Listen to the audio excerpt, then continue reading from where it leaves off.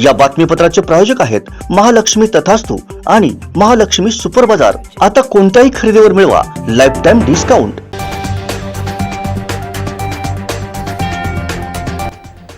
उफादांडा येथील एका 27 वर्षीय युवतीने आपल्यासोबत आरटीओ असल्याचे सांगत गाडी थांबवून 4 व्यक्तींनी गैरवर्तन केल्याची तक्रार वेंगुर्ला पोलिसात केली आहे।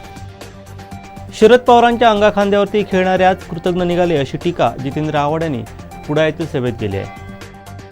किल्ले सिंधुदुर्ग येथे पायाभूत सुविधा व विकास व अन्य सुविधांसाठी 25 कोटी रुपयांची मागणी भाजपा नेते निलेश राणे यांनी पर्यटन मंत्री मंगलप्रभात देवडा यांच्याकडे केली आहे।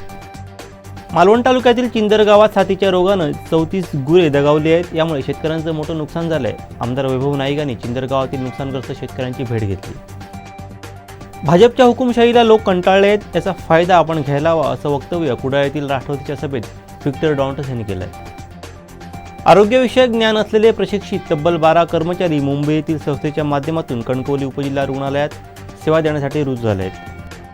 बांधकाम मंत्री जिल्ह्यातील पण रस्ते गुळगुळीत नाहीत। शिक्षण मंत्री जिल्ह्यातील असून गळक्या शाळेत मुलं शिक्षण घेत असल्याची टीका मनसे नेते परशुराम उपरकर यांनी केली आहे। सावंतवाडी विधानसभा मतदारसंघात भगवाच फडकणार असा ठाम विश्वास दोडामार्गीत बोलताना शैलेश परब यांनी केला आहे।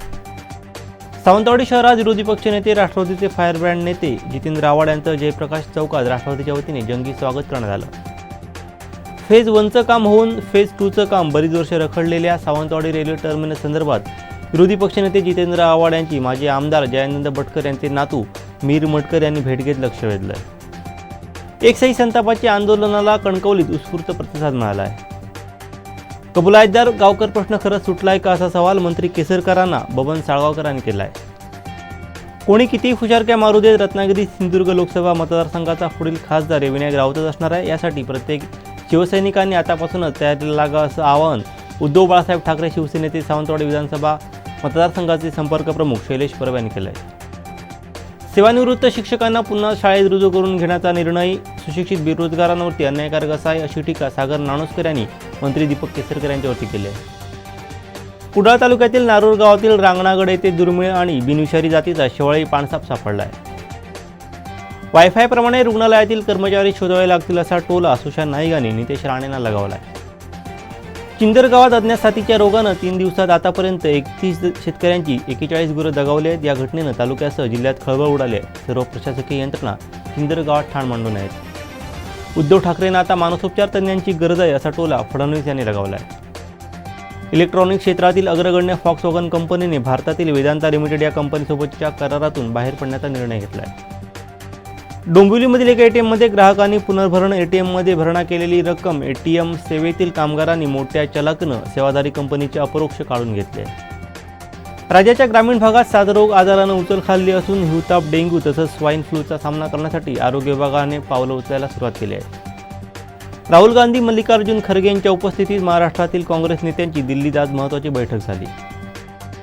पुरस्कार स्वीकारण्याआधी मोदींनी टिळकांचं चरित्र वाचावं अशी टीका संजय राऊत यांनी पंतप्रधानांवरती केली आहे। राज्य महिला आयोगाच्या अध्यक्षा, राष्ट्रवादी काँग्रेस अजित पवार गटाच्या महिला आघाडीच्या प्रदेशाध्यक्षा रुपाली चाकणकर यांच्याविषयी समाज माध्यमात अश्लील मजकूर प्रसारित केल्याप्रकरणी सायबर पोलीस ठाण्यात गुन्हा दाखल करण्यात आला आहे।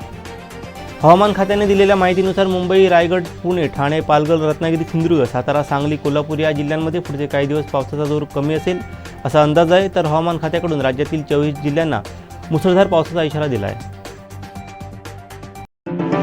या बातमीपत्राचे प्रायोजक आहेत महालक्ष्मी तथास्तु आणि महालक्ष्मी सुपर बाजार। आता कोणत्याही खरेदीवर मिळवा लाइफ टाइम डिस्काउंट। आमचे दिवसभरातले सर्व अपडेट्स, ताज्या घडामोडी आणि थेट लाईव्ह पाहण्यासाठी सबस्क्राइब करा, लाईक करा कोकणचं नंबर 1 महा चॅनल कोकण 7 लाईव्हचं YouTube चॅनल।